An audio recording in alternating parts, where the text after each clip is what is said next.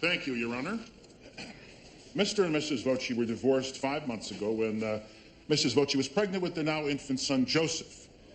Now, according to the terms of the divorce, no major medical decisions can be made without mutual consent. Unfortunately, we have hit an impasse. Already? How old is the baby? 5 days. What's the medical emergency? Mr. Voci would like his son circumcised. Mrs. Voci is opposed. You telling me you can't work this out between the two of you? No, we can't. Then you discussed this before the baby was born? Well, from the ultrasound, the doctor said it looked like we were having a girl. There's a bit of a time constraint, Your Honor. According to Mr. Voci's religion, the child must be circumcised on the 8th day after his birth. He's not Jewish, Your Honor. He's Catholic. He converted. That doesn't matter, Sandra. My faith is very important to me. And we agreed to give our child a Jewish upbringing. Yeah, but we were talking about seders and bar mitzvahs, not mutilation. It's a very painful and unnecessary procedure. He's just a little baby. Who has custody? Oh, it's 50-50, Your Honor. But the Vocis live next door to each other, so they can share responsibilities.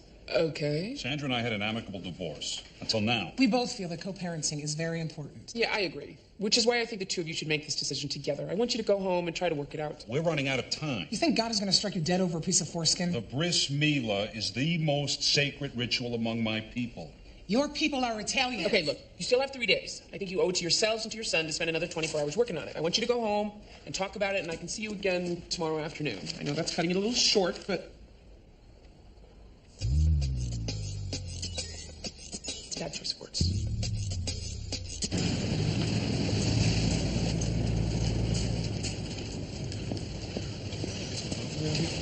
Down the street. Down the street? Yeah. Because I'm new in town. No, relax.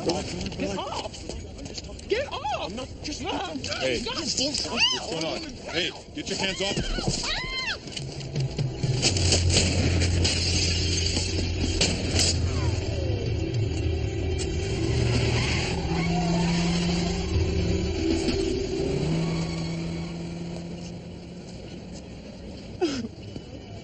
You all right? I think so. I don't know. Are you hurt? I think I'm okay. Oh, my God. Oh, my God, he was going to kill me. Okay. Oh, God, you're bleeding. Ma'am? No, it's you. Oh, my God. I think he shot me.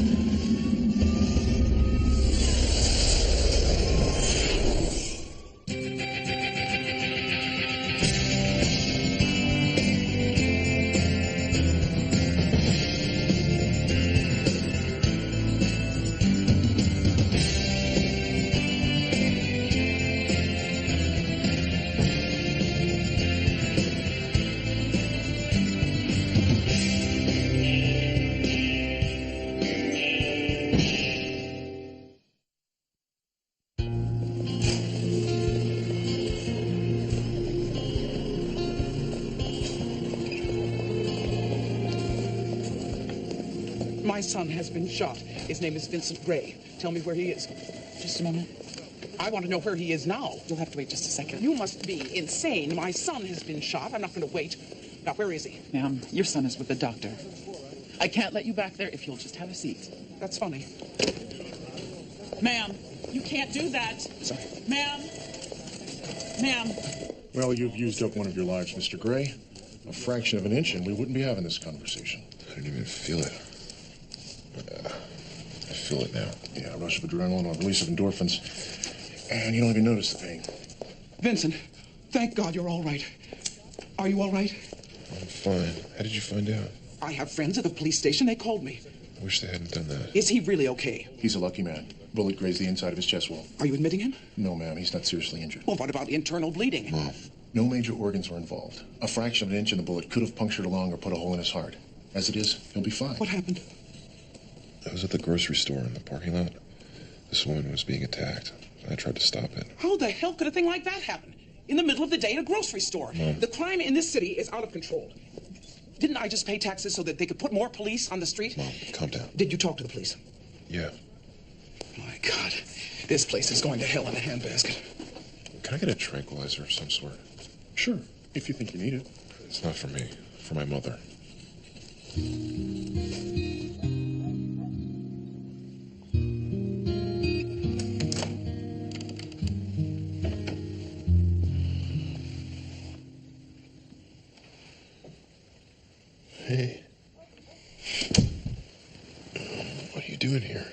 just wanted to come and thank you. You didn't need to do that. You saved my life. Are you okay? Yes, I'm fine. Except I can't get it to stop. What?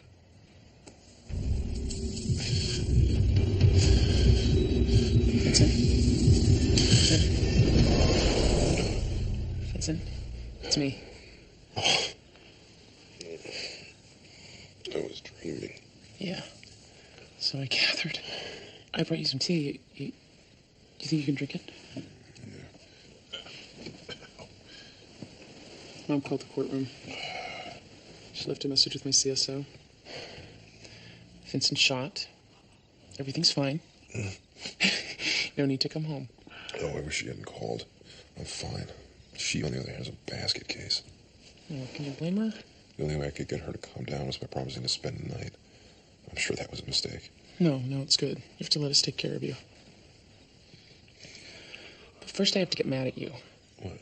Vincent, you don't walk into a situation like that. If you see there's trouble, you get help. You call the police. There wasn't any time. You came this close to getting killed. But I didn't. But you could have. Amy, it happened. It's over. God, Vincent, when I think about losing you... You don't have to. I'm not going to die, Em. I can't get out of finishing my book that easily. You're a really sick man. You know that? Vincent, I can't believe this. Are you okay? Hey, you guys. No, I'm fine. Alive and well.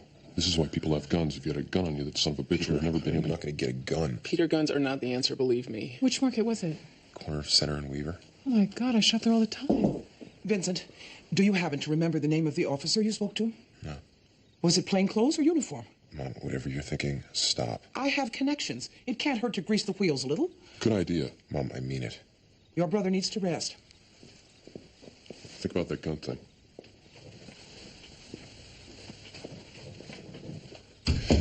Why do I think getting shot was the easy part? Hey, Hi. how's your brother? He'll be fine. Thanks for asking. What's up first? Sentencing hearing on the Robert Chetwynd case. Today? You set the date. Well, that was before Vincent was shot. We can put it off. No, let's do it. I'm late, I know. I had a personal emergency to deal with. Everything okay? Fine, except I'm sure the colonel is going to have some words for me. You're in luck. Susie's out sick. Thank God.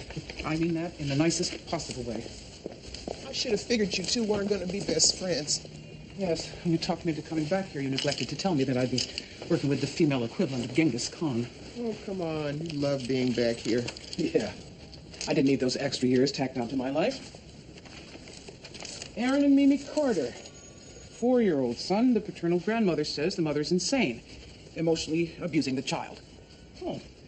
So now the parents are required to please their mothers-in-law. Who can do that?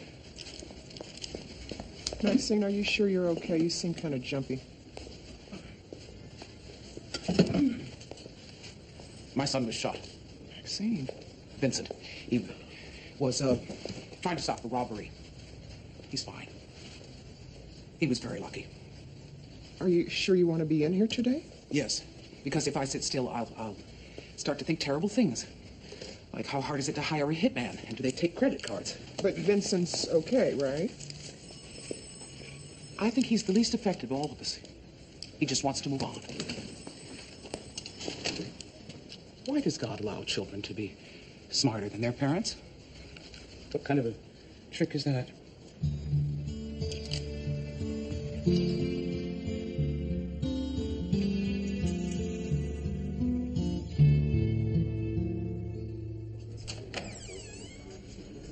All rise for the Honorable Amy Madison Gray.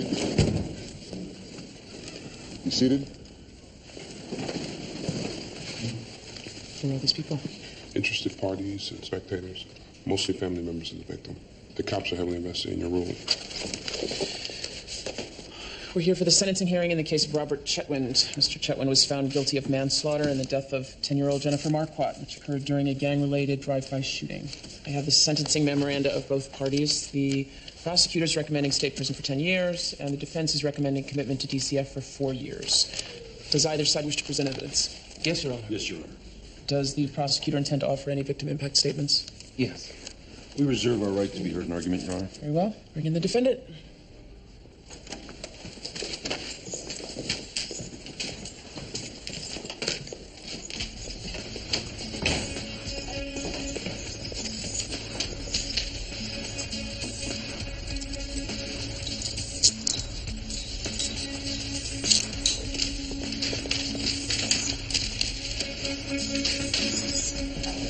Murderer.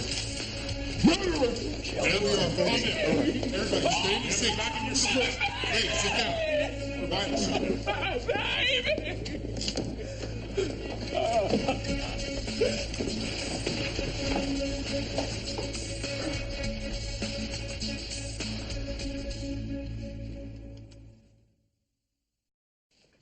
Can't just scare the potatoes. You gotta really smash them.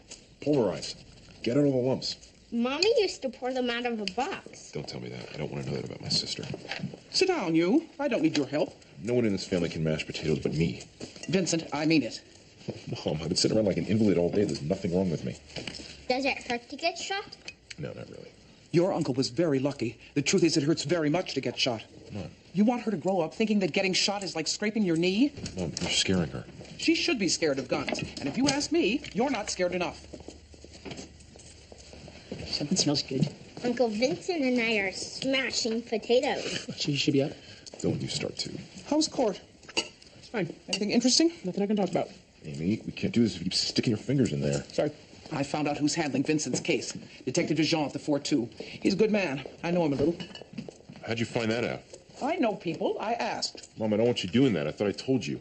You should call him, make sure he's following up. Why don't I just let him do his job? Because the police are snowed under with work. They let things like this slide. Tell him, Amy. They let things like this slide. Really? Cops mess up? You're just going to let this lunatic roam the streets looking for more victims? No, after dinner, I'm going to slip into a phone booth and turn into a superhero. Then I'm going to go about restoring justice to the northeastern United States. And parts of Canada. No, I don't to Canada. Not enough crime. Amy, I'd like a word with you.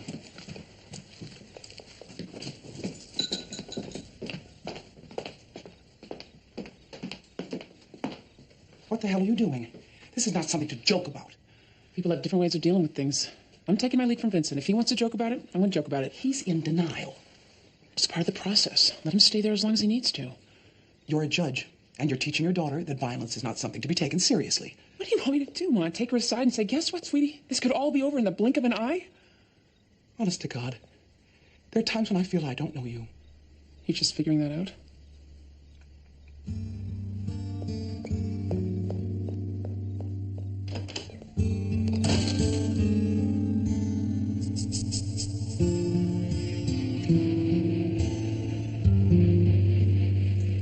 I'm sorry that you had to come out here because of this. The fact of the matter is, my mother-in-law just doesn't like me. She never has. Isn't that right, Aaron? My mother doesn't like anyone. Do you know why she thinks you are emotionally abusing your son? Because she doesn't approve of anything I do. She didn't want me to send him to a Montessori school. She thinks it'll make him a sissy. I'm raising him as a vegetarian. That bothers her, too. And Terrence is how old? He's 4. And he's doing well in preschool?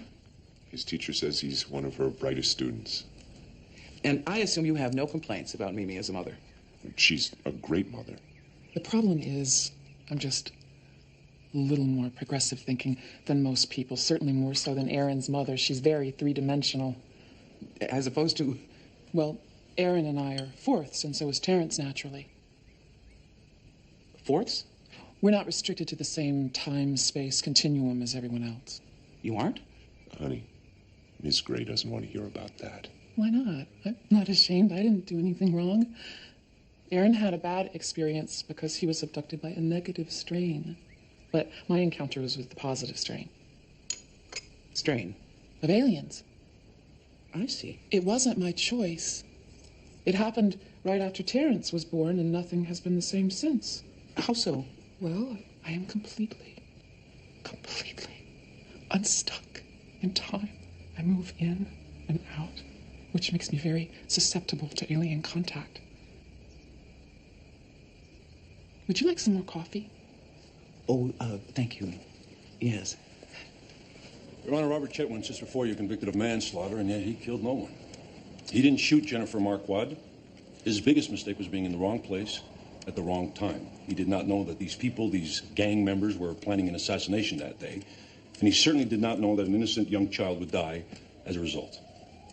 Mr. Harbert, these arguments were rejected during the trial. He has been found guilty as a joint venturer in this killing. What I need to hear from you now is why Mr. Chetwin should be sentenced as a juvenile rather than as an adult. I'm getting to that. The most glaring fact, Mr. Chetwin is a juvenile offender. He's 15 years old. Yeah, I'm aware of that. You have to do better. It's his first offense. Yes, but it is for manslaughter. Your Honor, the defendant didn't just fall in with the wrong crowd. He was a member of the gang. No, not officially a member. What does that mean? He hadn't earned all his badges? He realizes he has done wrong. He feels remorse. He wishes he could take that moment back, but he can't. He's now throwing himself on the mercy of the court, and we beg you to consider leniency in this case. Mr. Chetwin has spent his life in and out of foster homes. He has no family, no role models. In state training school, he has a chance to be rehabilitated. In prison, he will learn to become a hardened criminal. He already is a Mr. Marquardt, I can't begin to imagine your loss. However, if you can't control yourself, I'll have to remove you from this courtroom. Mr. Harbert, you requested funds for an independent psych evaluation. I seem to be missing the paperwork on that. Yeah, my psychologist hasn't completed his investigation. I thought you were prepared for this hearing. To be candid, I expected him to be here today. Did you summons him? No, ma'am. Okay, well, we'll take a 30-minute break so that you can contact your prospective witness. In the meantime, I expect you to get your act together. Yes, Your Honor. We'll hear the victim impact statements after the break.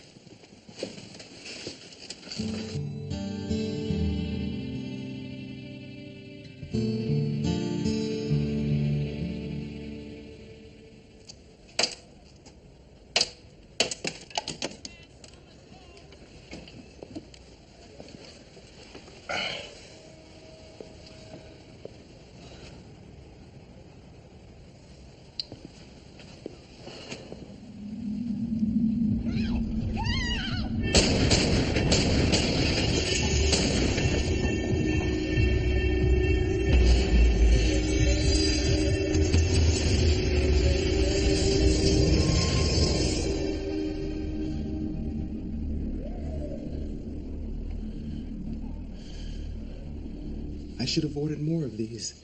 This is Jennifer's school picture. She was 10 years old when it was taken, 2 months before she died. Jennifer was a smart, happy girl. She played the piano, and she was gifted too. Her teacher told me that she had never seen any girl of Jennifer's age with that much natural talent. She was learning to play the violin. Her father and I had hopes that she would have a career as a musician. She wanted that too. She used to say, "Mommy, I just want to play music forever because it makes people happy." I almost told her not to go outside that day. I wanted her to help me cook dinner, but I thought, she's young, let her play. So I let her go. If I hadn't, my baby would still be alive.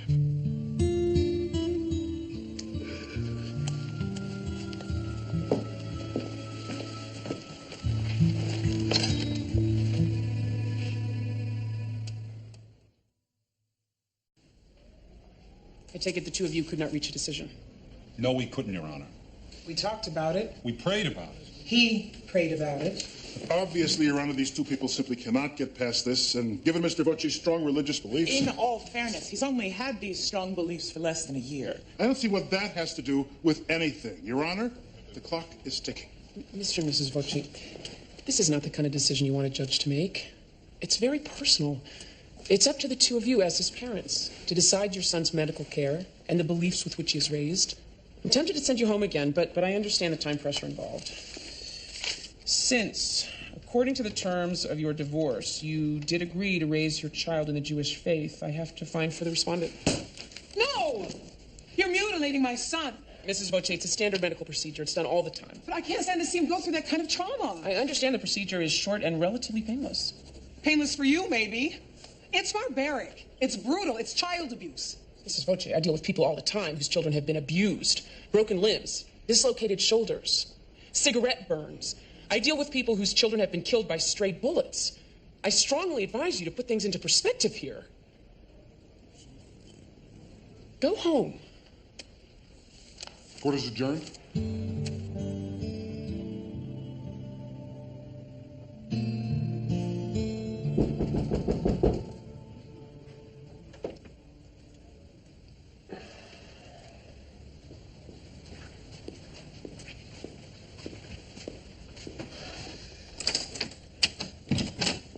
Mr. Gray, I'm Detective Warren. Ready to go? Go where? I thought somebody called you. We have a suspect. They're putting together a lineup right now. We need you to come down to the station. I don't know how reliable my identification is going to be. I mean, I just got a quick look at him. Miss Matthews is down there right now. If you both pick out the same guy, we'll have a very strong case. Your Honor, at this time we called Jennifer's younger brother, Vaden. How old is he? He's 6. Your Honor, really, do we have to hear this testimony? This kind of violence affects a lot of lives. I don't think age is a factor. His loss is as profound as anyone's. We've already heard from the child's piano teacher, her Girl Scout leader, and her aunts and uncles. I think the impact of Jennifer's death has been well established. Well, in the case of a child this age, I would have preferred a letter. But I will allow it.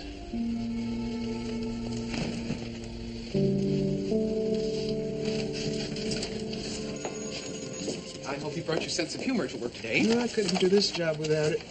Mr. and Mrs. Carter are a perfectly average couple raising what appears to be a healthy, bright child. The only problem here is that Mrs. Carter was recently abducted by aliens. Aliens? Fortunately, they were a positive strain. So it wasn't a bad experience. But now, their child has been selected to speak to the orb, which, as far as I can tell, is a large, glowing extraterrestrial egg somewhere in Arizona.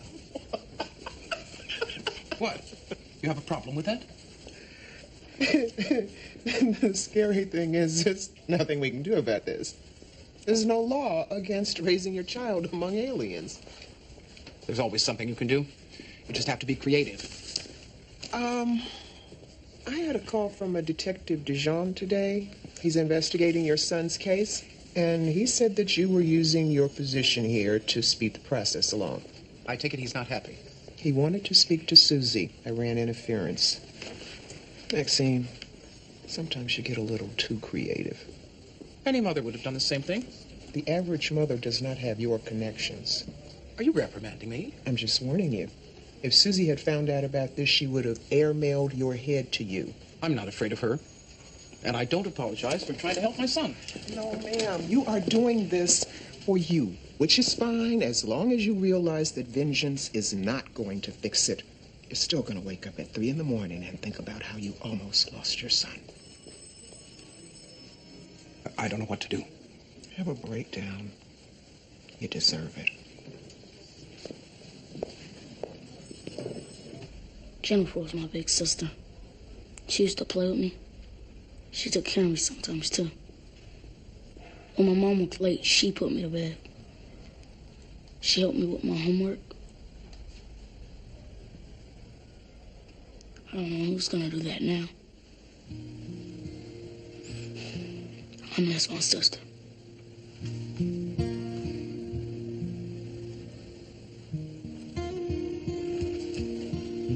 Let's take a 5-minute recess. The court's in recess for 5 minutes.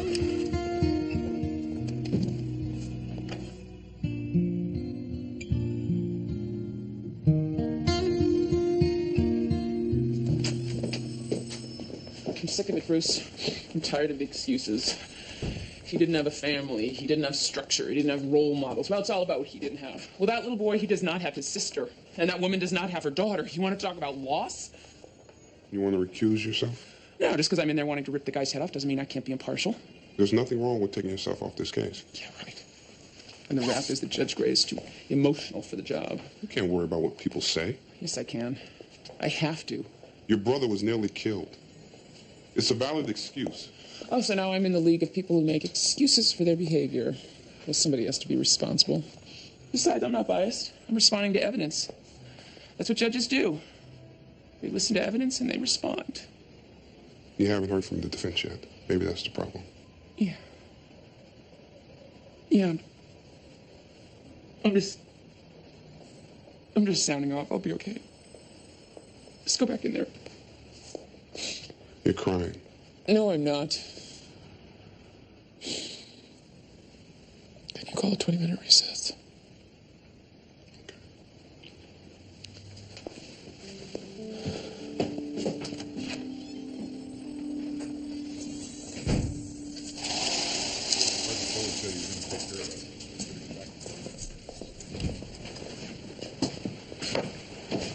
Hey. Hi. Ready, Mr. Gray? This way, please.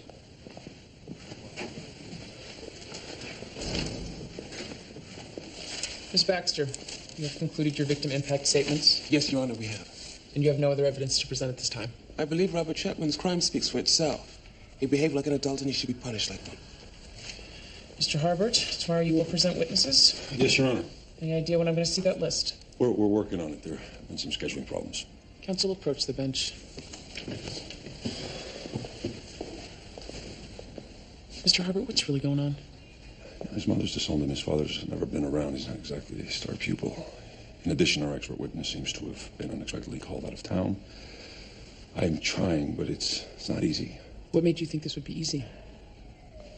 I am trying to make my case on the fact that my client didn't really know what he was doing. Well, it looks like your client isn't the only one, Mr. Harbert. Now, it is my intention to conclude this hearing tomorrow. If you care about this kid, you better start defending him. I'll see you back here tomorrow morning.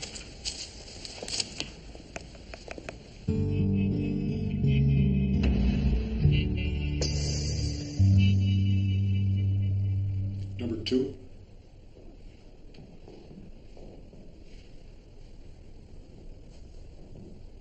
Number 3.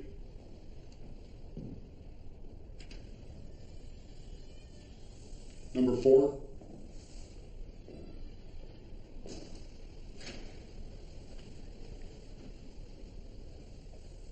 I'm not sure.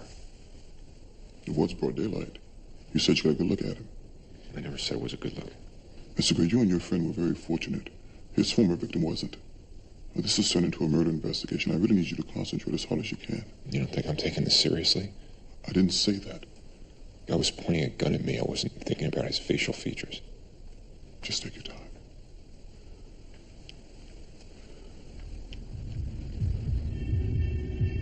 Hey, what's going on?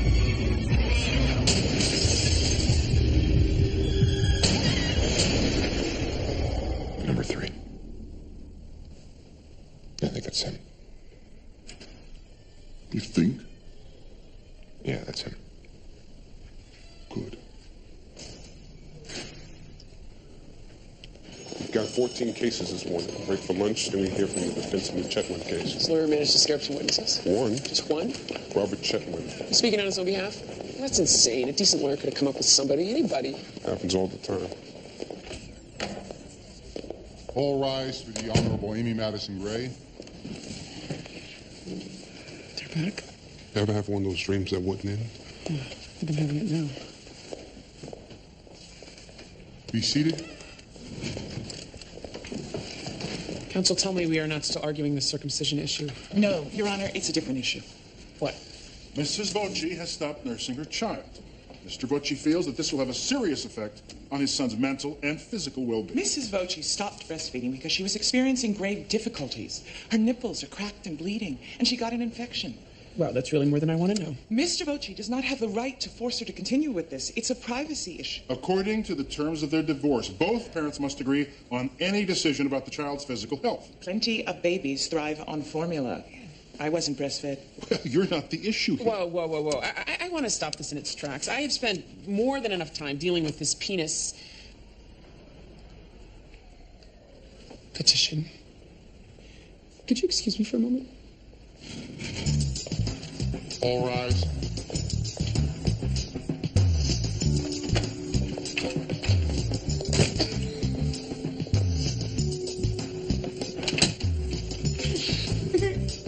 You all right?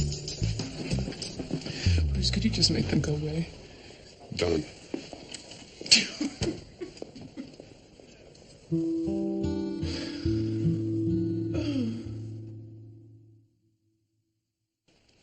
I had a bad dream last night. Really?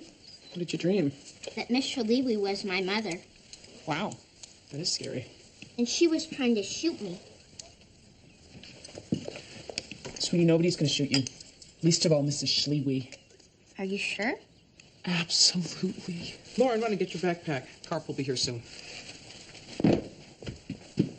I tried to warn you. Well, this happened to her too, Ma. Can't protect her from that. You need to talk to her. Why don't you stop telling everybody what they need to do? You're up early. Why aren't you resting? I have to teach a writing class. Can't you take some time off? I feel fine. I just came by to give you some news that's going to make you happy. They caught the guy. They did? When? I ID'd him in a lineup yesterday. Cops seemed happy. They think the case is going to stick. Hooray for our side. You must be relieved. Aren't you? Yeah, I'm relieved.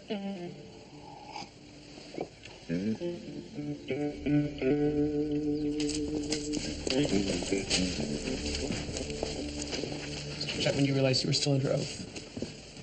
Mr. Chetwynd, tell us a little about what your early childhood was like. I'm the youngest of 6 kids. My dad was never around. My mom couldn't deal with it, so that's why she sent us away. Sent you where? I lived in some foster homes. The record says you lived in 6 different homes altogether. Is that correct? Yeah, something like that. The record reflects, Robert, that in 2 of those homes you endured physical and sexual abuse. Is that correct? Yeah.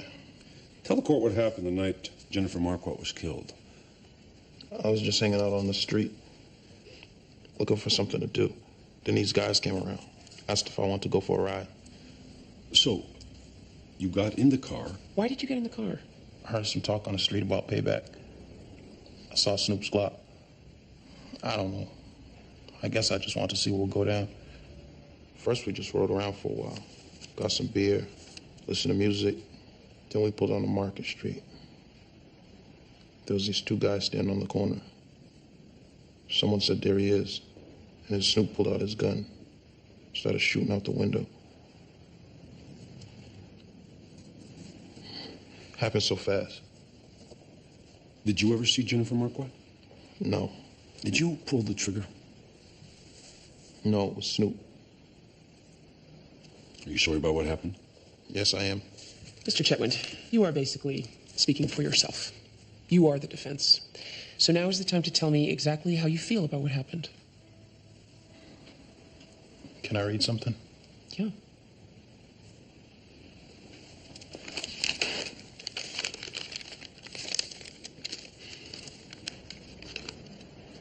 I am very sorry for what happened to Jennifer Marquardt. I did not know anyone would get shot. If I knew, I would have did something else that day. That little girl never hurt nobody. Now she is dead, and I feel bad.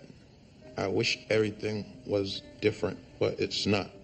Pay attention to what you're doing all the time, because people get killed before you know it, and you have to think about that forever. That's what I learned from this.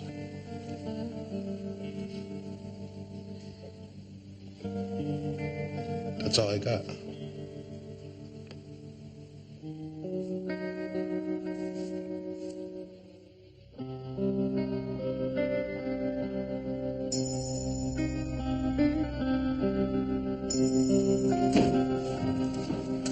Vincent? Yeah. I thought I heard somebody down here. You scared me. She's in my apartment building, don't work. Somebody ought to take your landlord to court. Yeah, that's the answer. Let's put everybody in jail. This thing doesn't work either. You ever think about updating your appliances? I tried that. It didn't work for me. Sometimes it takes a special touch. Any idea when the trial will be? What trial? On your case. That's not my case. Lisa Matthews' case. Just a witness. A witness who was nearly killed. I'm sure they'll bring him up on attempted murder charges, too. Great. That make everybody happy? Vincent, what is wrong with you? You won't let this drop. Nobody will let this thing just go away. I don't want it to become my identity, all right? Nobody's saying I that. want my life back. Won't even write again, sleep, talk on the phone, watch the news. I don't have any food in my apartment because I can't get myself to go to the grocery store. Maybe you need to talk to someone. I don't need to talk to anyone.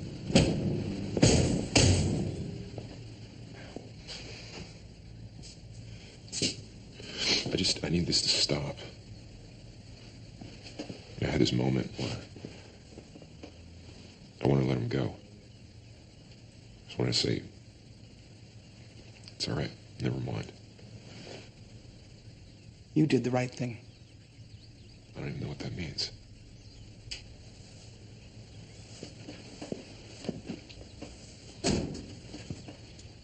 Do you remember the other time you almost died?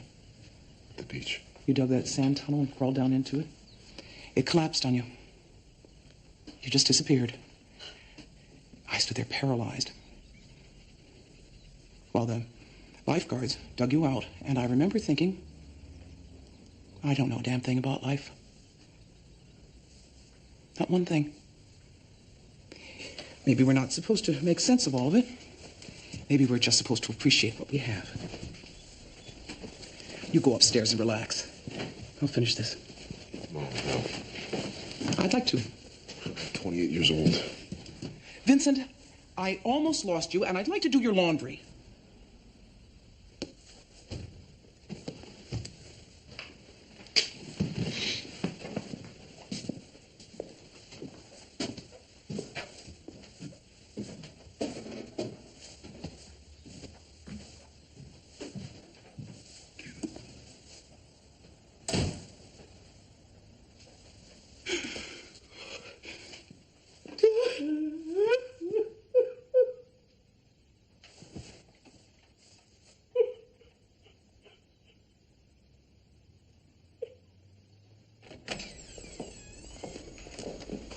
All rise. Be seated. Ladies and gentlemen, the effects of violence are far-reaching. As we've seen in this courtroom, countless lives are affected. A child has been lost. That loss is grieved by her family, her friends, members of her community. A young man stands to have his life completely changed by my decision.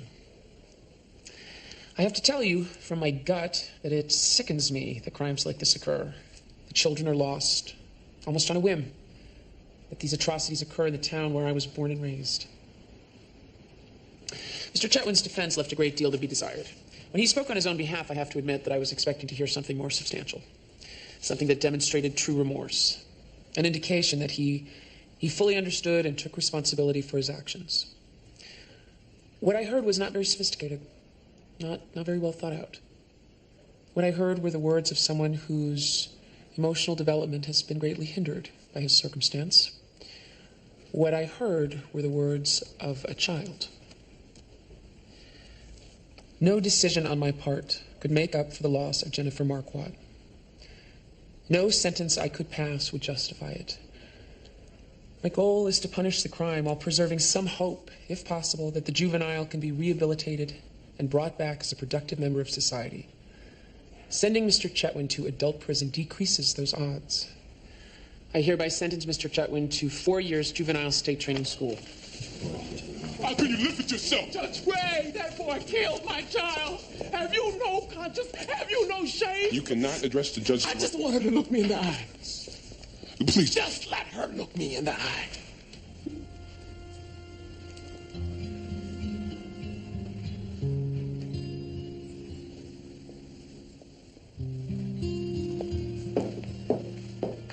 Court is adjourned.